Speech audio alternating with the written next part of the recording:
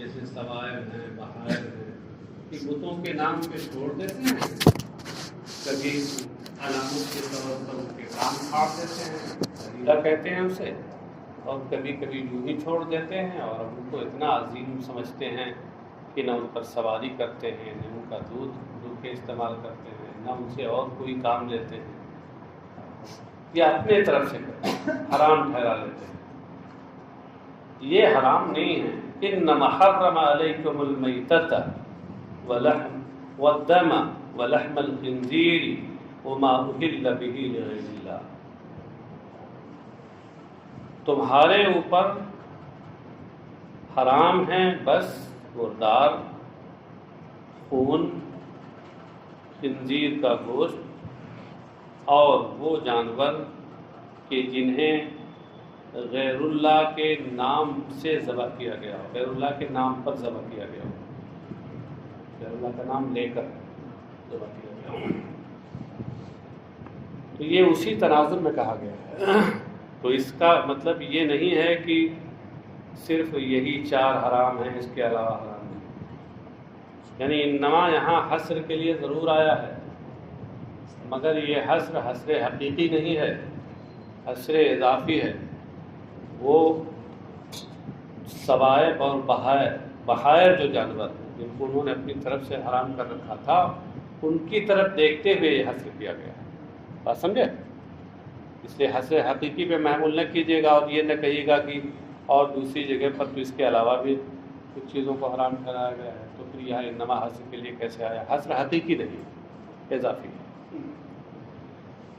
تمہارے اوپر مردار حرام کیا، اس نے مردار حرام کرنے کا مطلب حرام ہونا، حلال ہونا، یہ تو کسی ذات کی اصل میں صفت نہیں ہے، اس کے کسی عمل کی صفت ہو سکتی ہے، اس سے متعلق عمل کی صفت ہو سکتی ہے۔ اس لیے کہہ رہے ہیں اے اکلہا حرم علیکم اے المیتۃ اے اکلہا، تمہارے اوپر مردار کو یعنی اس کے کھانے کو حرام ٹھہرایا ہے۔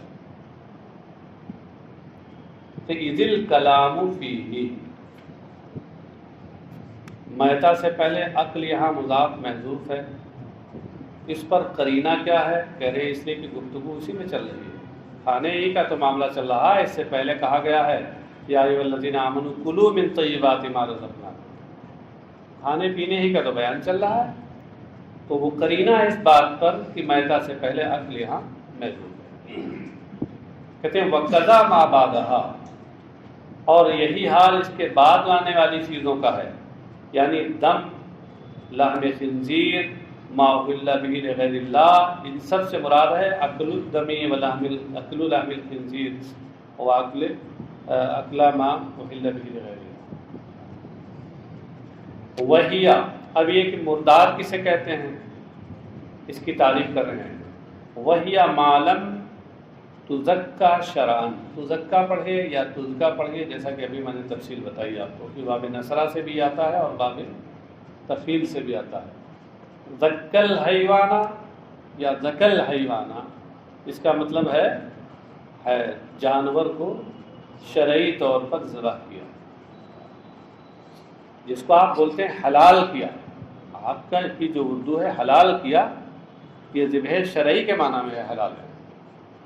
جو حرام طریقہ اس کو حلال تھوڑا کہیں گے۔ اچھا، وَأُلْحِقَ بِهَا بِالسُّنَّةِ مَا أُبِينَ مِنْ حَيٍّ، اور حدیث شریف کی وجہ سے زندہ جانور سے اس کا جو حصہ، اس کا جو عضو جدا کر دیا جائے، اسے بھی حدیث شریف کی وجہ سے اسی میتہ کے ساتھ لاحق کر دیا گیا ہے۔ بہا میں حاضمین کا مطلب میتہ ہے، یعنی وہ بھی مردار کے حکم میں۔ ایک جانور زندہ ہے، آپ نے اس کا پیر کاٹ لیا، تو یہ ما ابینا من حیٍ ہو گیا، یعنی من حیوان حیٍ، ایک زندہ جانور سے جدا کیا ہوا اس کا عضو ہو گیا، یہ بھی مردار کے حکم میں۔ یہ مطلب نہیں ہے کہ اس کا کھانا جائز ہے، کہ آپ پڑھیں بسم اللہ اللہ اکبر، ایک پیر کاٹ لیں۔ ہاں، پورا جانور زندہ اور اس کا ایک پیر آپ چوہم استعمال کریں، دوسرے دن پھر بسم اللہ اللہ اکبر کہیں اور اس کا کوئی اور وضو کاٹ لیں، ہاں تو یہاں بسم اللہ اللہ اکبر کہنے سے بھی نہیں ہوگا۔ وَخُصَّ مِنْهَا السَّمَكُ وَالْجَرَادُ، اور میتہ یہ کہا گیا ہے کہ شرعی طور پر جسے ذبح نہ کیا جائے تو اس کا کھانا اللہ نے حرام ٹھہرایا ہے، لیکن اس میں سے مچھلی اور ٹڈی کو اس حکم سے خاص کر لیا گیا، یعنی حدیث شریف میں ان کی اجازت آئی ہے کہ مچھلی اگر ذبح نہ بھی کی جائے اور ٹڈی ذبح نہ بھی کی جائے شرعی طور پہ تب بھی اس کا کھانا حلال اور جائز ہے۔ تو میتہ یہ ہوا گویا عام مخصوص منہ الباب، سمجھ رہے؟ والدم، اور خون حرام کر دیا گیا۔ ابھی اس سے پہلے بتا چکے ہیں ان سب جگہوں پہ مراد یہ ہے کہ اس کا استعمال حرام کر دیا گیا۔ اور مفسر کہتے ہیں ایل مسفوحہ، یہاں دم سے مراد دم مسفوح ہے، بہتا ہوا خون۔ دلیل اس پر کیا ہے؟ کما فی الانعام، جیسا کہ سورہ انعام میں یہ صفت آئی ہے، اور دمن مسفوحہ آیا ہے۔ ایک آیت دوسرے آیت کی تفسیر ہوتی، تو اس سے سمجھ میں آیا کہ دم سے مراد یہاں خاص دم ہے، یعنی دم مسفوح، بہتا ہوا خون۔ ولحم الخنزیر، اور خنزیر کا گوشت حرام کر دیا گیا ہے۔ اب سوال پیدا ہوا کہ خنزیر تو مکمل طور پر گوشت ہو یا ہڈی ہو یا جو بھی ہو یوز ہو، اس کا استعمال حرام، تو قرآن کریم میں صرف گوشت کا ذکر کیوں ہوا؟ اس کے اور بھی اجزاء تو ہوتے ہیں، ہڈی ہے، بال ہے، کھال ہے، وہ تو عین نجس ہے، عین نجاست ہے، وہ نجس العین، اس کے جتنے اجزاء ہیں ان کا استعمال حرام ہے۔ تو یہاں قرآن کریم میں صرف گوشت کا ذکر کیوں ہوا؟ کہ خص اللحم، نیچے محشی نے لکھا بالذکری، یعنی خص اللحم بالذکری لأنہ معظم المقصود وغیرہ تبع له، کہ خاص طور سے یہاں گوشت کا ذکر کیا گیا اس لیے کہ وہ سب سے بڑا مقصود وہی ہے، جاندار میں سب سے بڑا، اور بھی چیزیں مقصود ہوتی ہیں مگر سب سے بڑا مقصود اور سب سے اہم مقصود وہی ہوتا ہے، اور دیگر جو اس کے اجزاء ہیں جو غیر مقصود کے درجے میں ہیں وہ بھی حکم اس کے تابع ہیں، یعنی حرام وہ بھی ہیں، ان کا استعمال بھی حرام ہے، لیکن خاص طور سے اس کا ذکر کیوں کر دیا گیا؟ اس لیے کہ یہ سب سے اہم ہے مقصد۔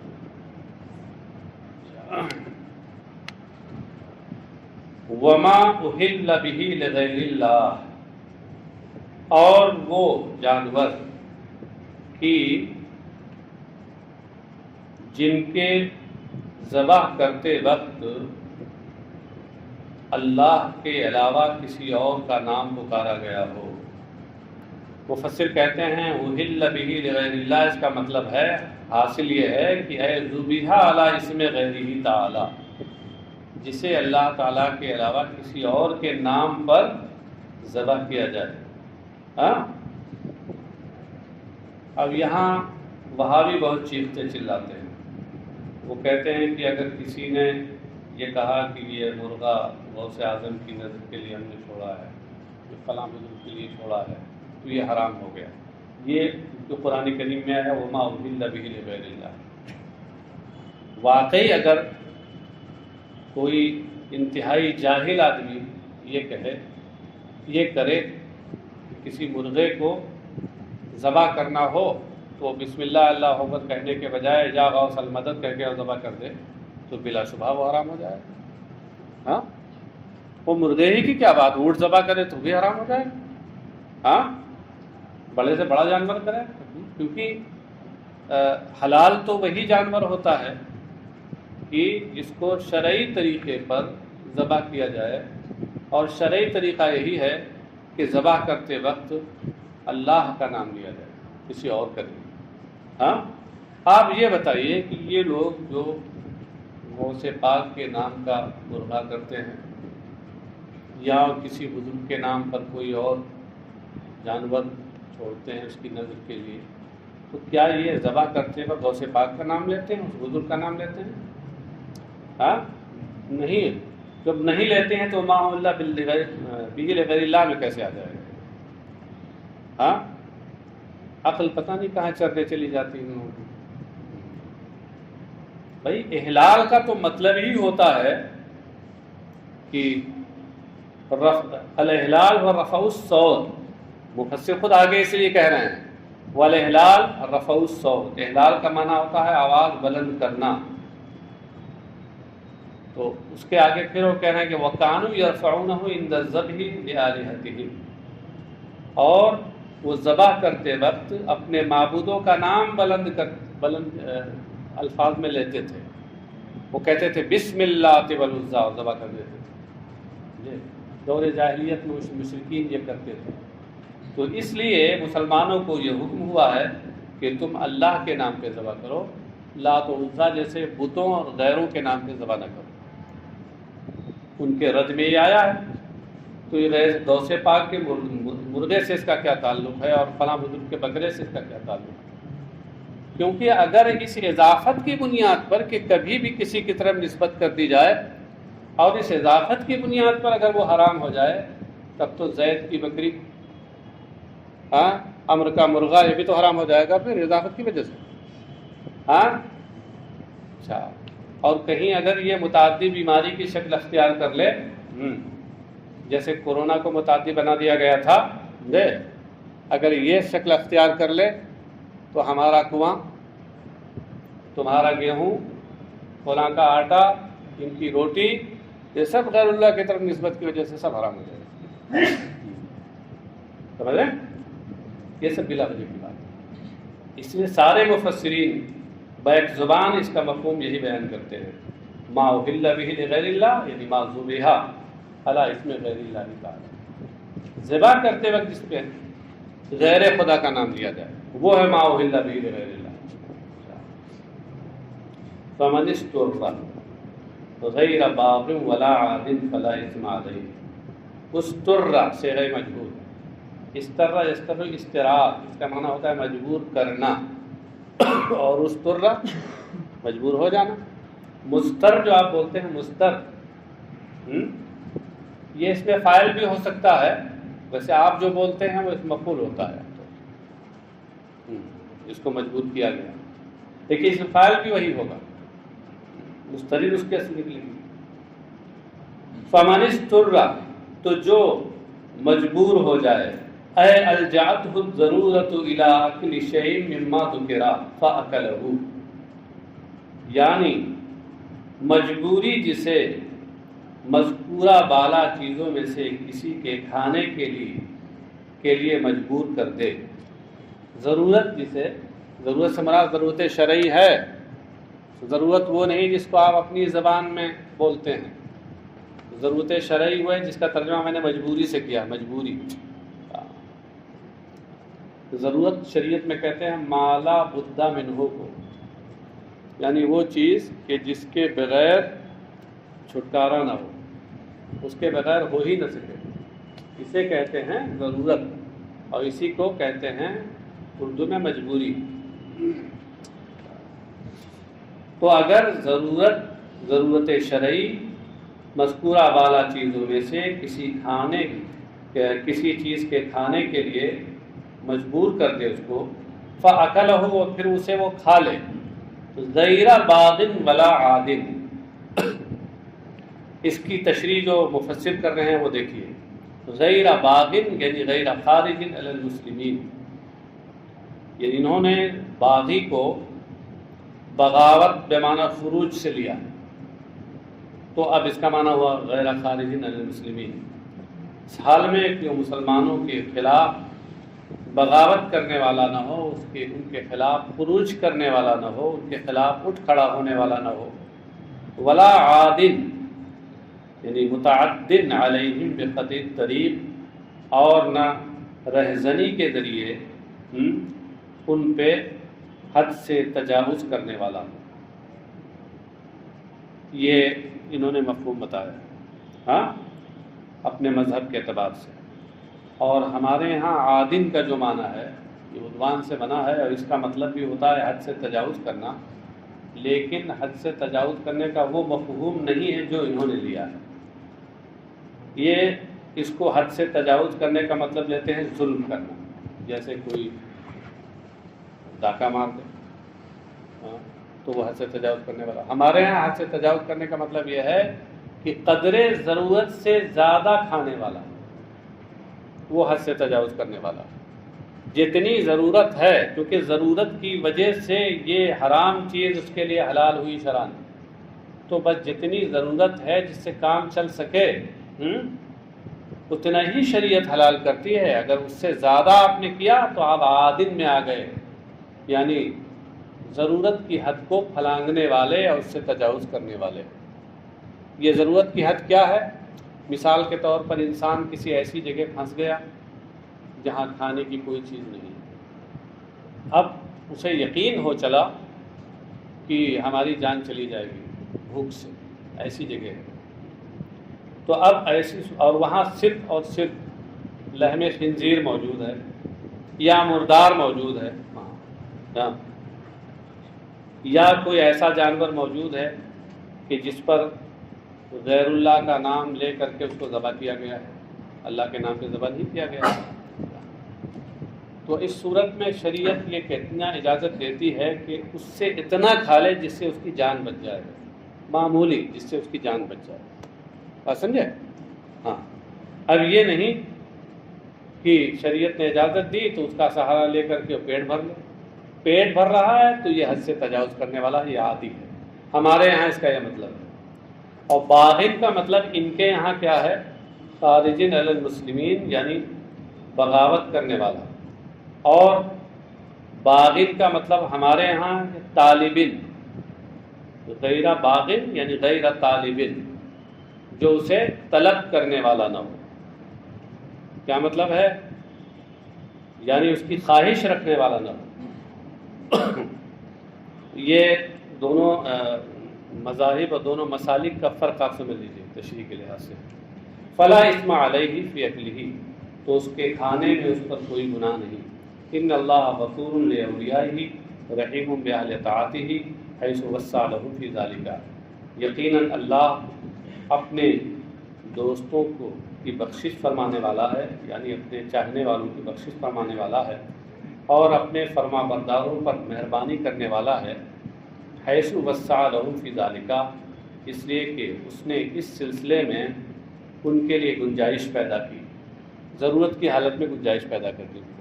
تو یہ اللہ کا رحم ہے اور اس کا کرم ہے.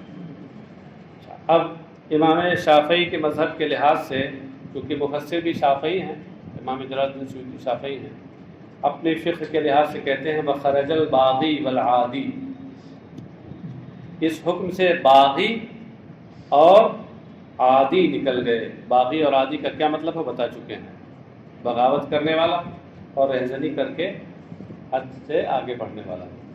کہتے ہیں وہ یلحق بہما کل عاص بسفرہ کالعابق والمکاس. اور ان دونوں کے ساتھ، باغی اور عادی کے ساتھ، ہر وہ شخص لاحق ہے کہ جو گناہ کی سفر معصیت کرنے والا ہو، جو گناہ والا سفر کرنے والا ہو، جیسے بھگوڑا غلام، والمکاسی، اور جیسے ظلمن لوگوں سے ٹیکس وصول کرنے والا. مکاس، مکار کے وزن پر مکاس، ہاں، ظلمن لوگوں سے ٹیکس وصول کرنے والا. تو کہتے ہیں کہ یہ دونوں بھی باغی اور عادی کے ساتھ لاحق ہیں. یعنی ان کے کہنے کا مطلب یہ ہے کہ فلا یحل لہم اکل شیء من ذلک ما لم یتوبوا. تو ان لوگوں کے لیے بھی اس میں سے کچھ کھانا حلال نہیں جب تک کہ توبہ نہ کر لیں. یہ کہتے ہیں کہ فقہ شافعی میں یہ ہے کہ اگر کوئی غلام اپنے آقا سے کو بتائے بغیر بھاگ جائے تو یہ سفر پہ چلا جائے تو یہ معصیت کا کام کیا، اس نے سفر معصیت کیا۔ اور یوں ہی جو شخص ظلماً ٹیکس وصول کرنے کے لیے اور چلے کہیں تو یہ بھی سفر معصیت کرنے والا ہے۔ کہتے ہیں کہ یہ شخص، یہ ان جیسے لوگ اگر اضطرار کی حالت میں بھی آ جائیں، اس سفر میں ان کو اضطراری حالت پیدا ہو جائے، جان پر بن آئے، تب بھی صورت میں ان کے لیے مردار کا کھانا، خنزیر کے گوشت کا کھانا حلال نہیں ہے۔ فقہ شافعی میں ہے، سمجھے؟ اور فقہ امام احمد بن حنبل بھی یہی ہے، مگر امام مالک اور امام اعظم کے یہاں اس سلسلے میں مذہب ان کا یہ ہے کہ یہ اس کے ساتھ لائق نہیں ہے۔ بات سمجھے؟ یہ اس کے ساتھ لائق نہیں ہے۔ کسی کا گنہگار ہونا الگ چیز ہے، ہاں، اور اس طرح کی رخصت کا اس سے چھین لیا جانا یہ الگ چیز ہے۔ سفر معصیت سے رخصت ختم نہیں ہوتی ہمارے مذہب میں، اور امام شافعی کے یہاں کہتے ہیں کیونکہ وہ ایک انعام ہے اس لیے وہ ختم ہو جائے گا۔ یہ بنیادی فرق ہے۔ لہذا ہمارے یہاں اگر کوئی بھگوڑا غلام ہے اور سفر کی حالت میں اس کو اضطرار کی حالت پیش آئی، اس کی جان پہ بن گئی، کچھ کھانے کا نہیں ہے، تو ایسی صورت میں، اور یہ ان چیزوں میں سے کوئی چیز وہاں موجود ہے، تو بطور سد رمق، بقدر سد رمق، جس سے اس کی جان بچ سکے، اتنی مختصر سی مقدار میں اس کے لیے بھی کھانا حلال ہے۔ وعلیہ الشافعی، اور اسی پر امام شافعی ہیں، امام شافعی کا مذہب ہے۔ ان الذين يكتمون ما انزل الله من الكتاب ويشترون به ثمنا قليلا اولئك ما ياكلون في بطونهم الا النار ولا يكلمهم الله يوم القيامه ولا يزكيهم ولهم عذاب اليم۔ یقیناً وہ لوگ جو اللہ کی اتاری ہوئی کتاب چھپاتے ہیں، الکتاب سے مراد کیا ہے؟ المشتمل علی نعت محمد صلی اللہ علیہ وسلم، وہ کتاب جو نبی اکرم صلی اللہ علیہ وسلم کے وصف پر مشتمل ہے۔ یہ کون سی کتاب ہے؟ توریت۔ اور یہ چھپانے والے کون ہیں؟ وہم الیہود، یہ یہود ہیں۔ وَيَشْتَرُونَ بِهِ ثَمَنًا قَلِيلًا، یعنی ثَمَنًا قَلِيلًا مِنَ الدُّنْيَا، اور وہ اس کے بدلے میں دنیا کی معمولی پونجی لیتے ہیں۔ یشترون به ثمنا قلیلا، اسی کا ترجمہ کر دیا، یاخذونہ بدلہ من سفلتہم، سفلہ یہ سافل کی جمع ہے، سفلہ فاعل کی جمع فعلہ کے وزن پہ آتی ہے، جیسے طالب کی جمع طلبہ، طلبۃ، ہاں، اور پتہ نہیں کہاں سے آپ لوگ طلبا لکھتے ہیں، خدا بہتر جانے یہ کس کی جمع ہے۔ ہاں، یہاں تک کہ بہت سے ناشرین رجسٹر حاضری جو چھاپتے ہیں وہ بھی اوپر لکھتے ہیں رجسٹر حاضری طلبا، خدا بہتر جانے کہاں سے کون سی جمع ہے۔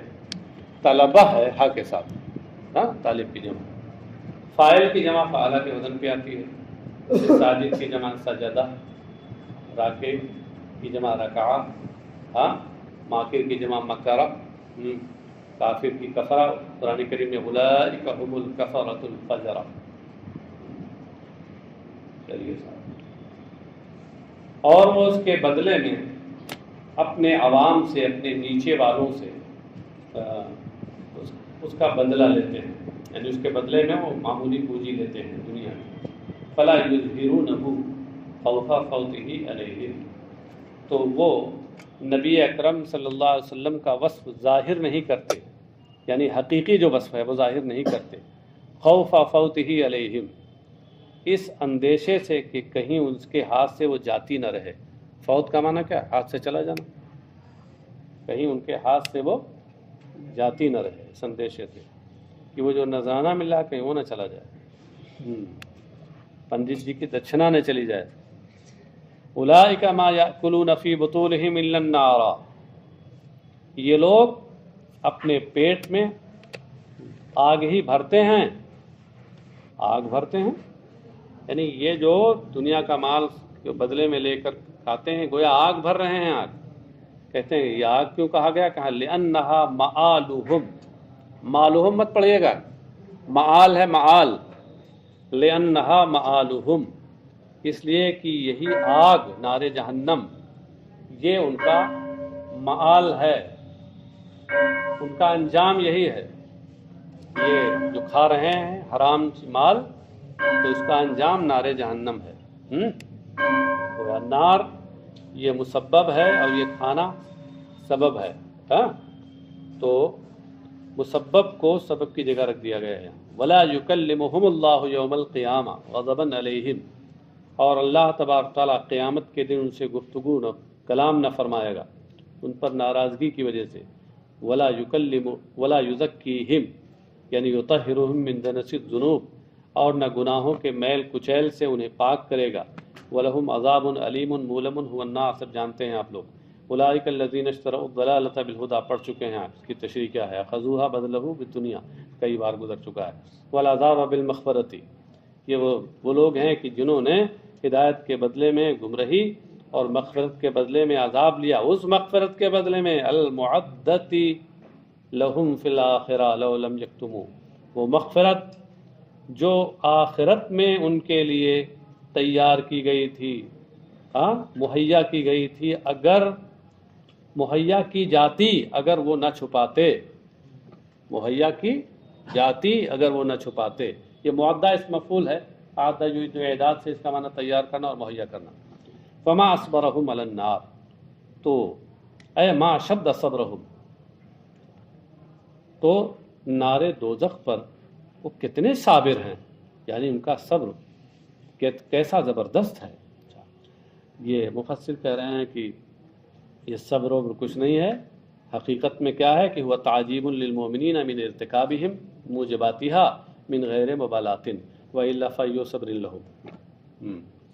کہتے ہیں یہ مومنوں کو تعجب دلانا ہے۔ کس بات پر سے تعجب دلانا ہے؟